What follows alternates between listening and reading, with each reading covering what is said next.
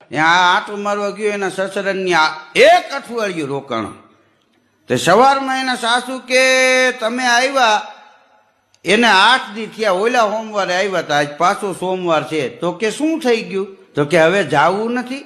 તો કે બસ વાહ સ્વાર્થ, અઠવાડિયામાં જાવું નથી? તમારી દીકરી અમારે ત્યાં 10 વર્ષ થયા છે.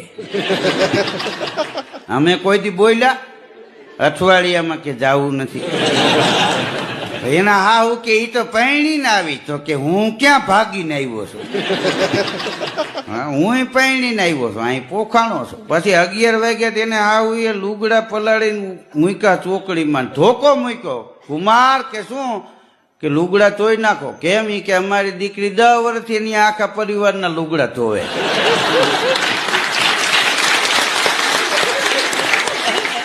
પછી જમાઈ હબકાવ્યા.